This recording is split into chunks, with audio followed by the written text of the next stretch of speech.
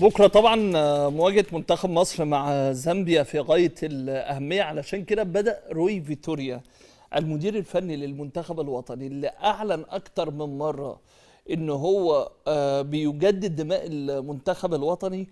أول ما خسر من تونس بدأ يرجع خطوتين ثلاثة للخلف، بمعنى ان بدأ يستعين ويستعيد مرة تانية بعناصر الخبرة اللي كانت طبعا مش موجودة في الفترة اللي فاتت، اللي على رأسها اما سواء للإصابة او سواء لعدم او لمحاولة روي فيتوريا تقديم عدد من اللاعبين الجدد.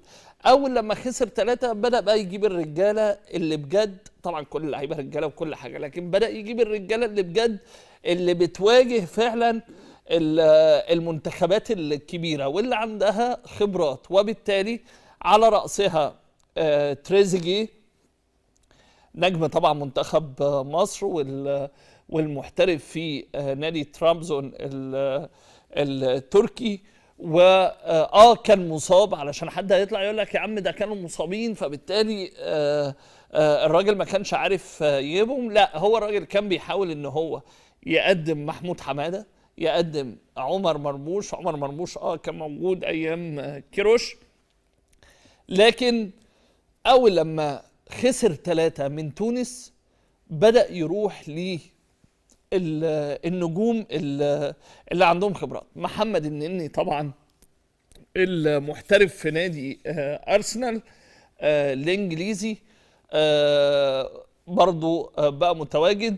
برضو هتتكلم على الإصابة، لا هي بدأ يغير سياسته فيتوريا بعد الثلاثة اللي شالهم من تونس.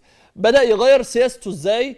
جه قال للحازم امام المشرف العام على المنتخب وعضو مجلس اداره اتحاد الكوره، بعد اذنك، وده احنا قلناه قبل كده، مش هيبقى في سماح لاي لاعب ان يخرج من معسكر المنتخب، ومحدش يجي يقول لي خرج لعيبه الاهلي، لعيبه الزمالك، لعيبه بيراميدز، اي لعيبه بتلعب في دوري الابطال او الكونفدراليه انا ضمتهم للمنتخب مش هيخرجوا، وبالتالي هيفضل اللعيبه معايا، ومحدش يجي يكلمني من اتحاد الكوره على ان في لاعب ممكن يتم السماح لي بالخروج.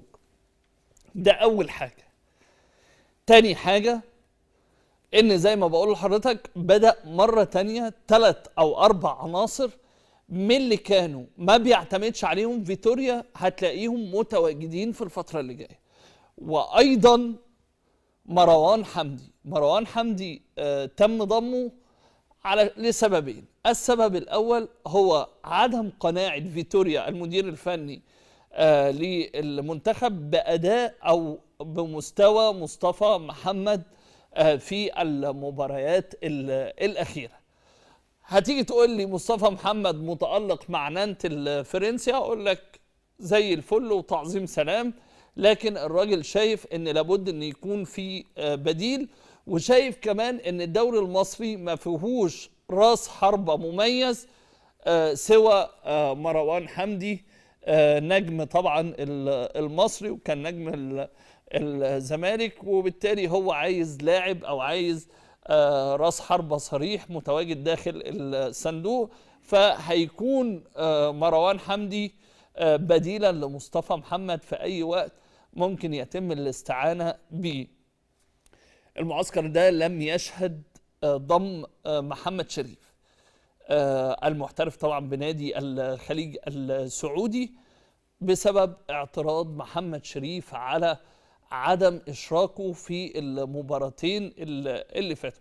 تم استدعاء محمد شريف في المعسكر اللي فات، كان ينتظر ان هيتم الدفع به في مباراة اثيوبيا في الجولة الأخيرة في التصفيات المؤهلة لأمم إفريقيا اللي هتقام في كوت ديفوار. ما تمش الدفع به. استنى محمد شريف علشان يتم الدفع به في مباراة تونس برضو الودية، ما تمش الدفع به، وبالتالي تحفظ وأبلغ بعض زملائه داخل الفريق باستيائه من عدم الدفع به. الكلام ده وصل للجهاز الفني فمش موجود محمد شريف في القائمة.